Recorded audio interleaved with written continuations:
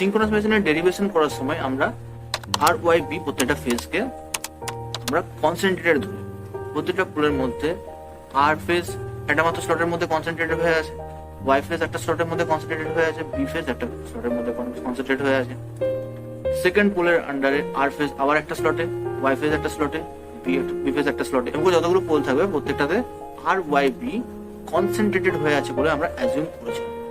But actual প্র্যাকটিসে সেটা concentrated থাকে না। আমরা যখন উইন্ডিং ডায়াগ্রাম ড্র করেছিলাম, যখন আমরা উইন্ডিং ডিজাইন করেছিলাম, তখন আমরা দেখেছিলাম যে আর ওয়াই বি এগুলো একটা পোলের আন্ডারে বিভিন্ন স্লট থেকে শুরু হচ্ছে। Number of slot per pole per phase বের করেছিলাম। যদি number of slot per pole per phase 3 ছিল, তাহলে একটা পোলের আন্ডারে আর 3টা স্লট থেকে শুরু হচ্ছে। কারণ প্রত্যেকটা স্লটের এক একটা স্লট অ্যাঙ্গেল আছে। তো কনসেন্ট্রেটেড উইন্ডিং হলে প্রত্যেকটা কয়েল সাইড সেম ফেজে থাকবে।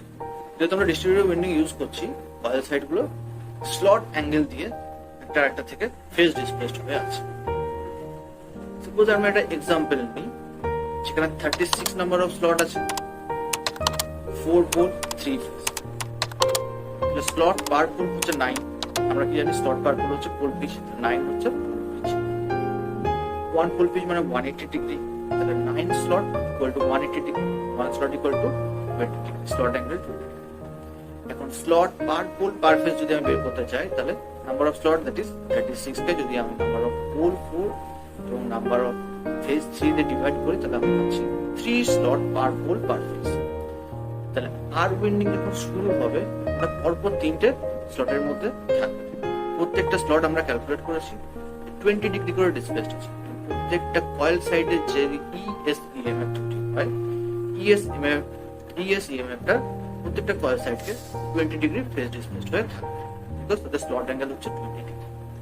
এখন যদি 3টে উইন্ডিং একই জায়গায় কনসেন্ট্রেটেড হয়ে থাকতো, তাহলে ওদের মধ্যে স্লট ইএমএফ হতো just arithmetic some 3ES, because ওদের মধ্যে কোনো ফেজ ডিফারেন্স নেই।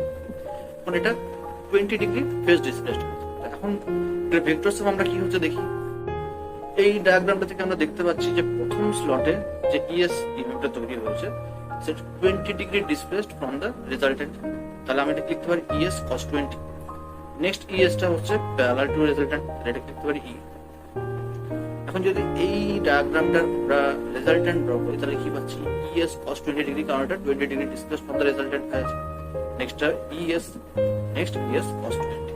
টোটাল করলে আমরা দেখতে পাবো সামথিং 2.88 ইএস এরকম কিছু একটা আসছে।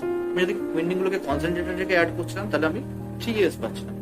যেহেতু ডিস্ট্রিবিউট করে রেখে আমরা অ্যাড করেছি, তাহলে ভেক্টর সাম পেলাম 2.88 ইএস। বেসিক্যালি যেটা কমে গেছে। তো এই কতটা কমে যাচ্ছে, এটাকে আমরা একটা ফ্যাক্টর দিয়ে ডিনোট করব। এই ফ্যাক্টরটাকে বলা হয় distribution factor, KD. KD equal to EMF with distributed winding divided by EMF with concentrated winding. এখানে যদি আমি রেশিও নিই 2.88 divided by 3, that is equal to 0.96। এবার আমরা একটা ইন জেনারেল কেস নিয়ে এটাকে ডিস্ট্রিবিউট করি। সাপোজ বি হচ্ছে slot angular displacement of the slot. আমরা জানি পোল পিচ হচ্ছে 180 ডিগ্রি, আর পোল পিচ হচ্ছে number of slot per pole. তাহলে 180 ডিগ্রিকে number of slot per pole দিয়ে ডিভাইড করলে আমরা কি পাবো, slot angle. Suppose number of slot per pole আমার কাছে n আছে, এখানে slot angle beta equal to 180 by n। এখন number of slot per pole per phase বের করতে হবে।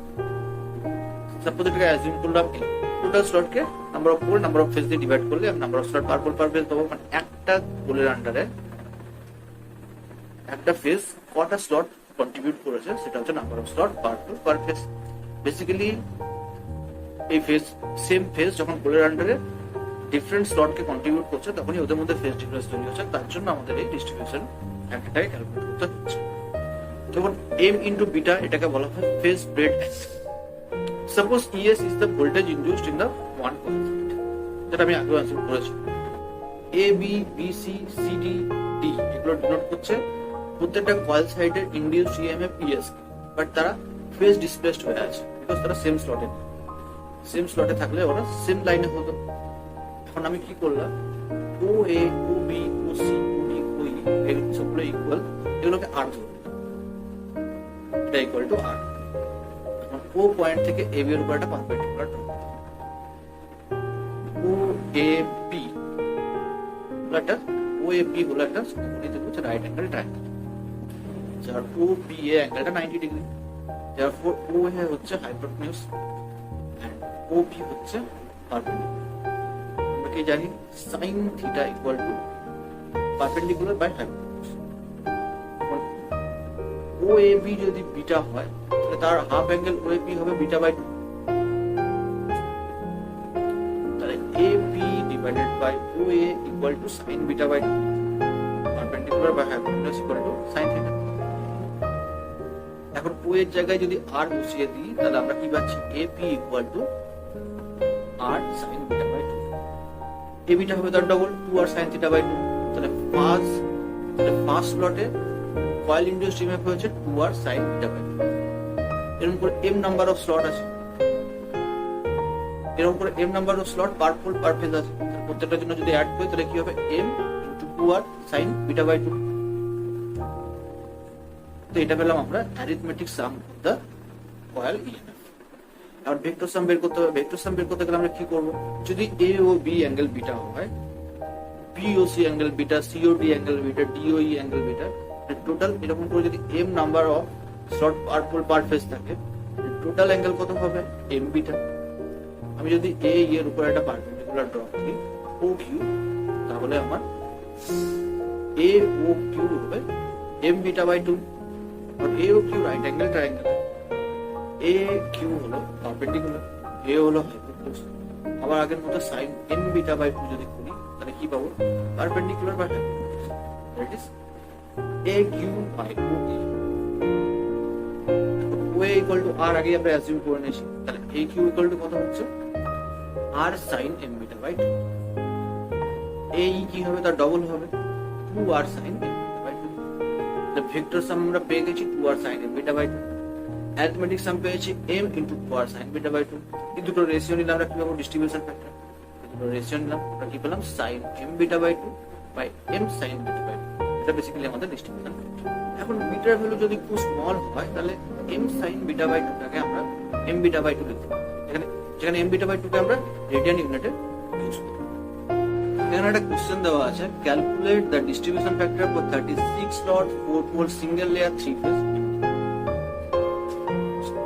36 হলো total number of slot, number of pole 4, number of phase 3। তাহলে number of pole number of phase দিয়ে যদি টোটাল নাম্বার অফ স্লটকে divide করি তাহলে আমরা কি পাবো m এর value, that is number of slot per pole per phase, that is equal to 3। এখন আমরা স্লট অ্যাঙ্গেল বের করব। একটা পোলের মধ্যে কটা স্লট আছে জানবো, 4টে পোল আছে, 36 নাম্বার স্লট আছে, প্রত্যেকটা পোলের মধ্যে 36 বাই 4 দ্যাট ইজ 9 স্লট আছে, pole pitch 9 slot, pole pitch equal to 180 degree, তাহলে slot angle equal beta equal to 180 divided by 9 that is 20 degree. তাহলে কে এর ভ্যালু হবে sin m beta by 2 into divided by m sin beta by 2। ভ্যালুগুলো যদি আমি বসিয়ে দিই তাহলে কত পাচ্ছি 0.96, এর ভ্যালু আমরা বের করতে পারবো।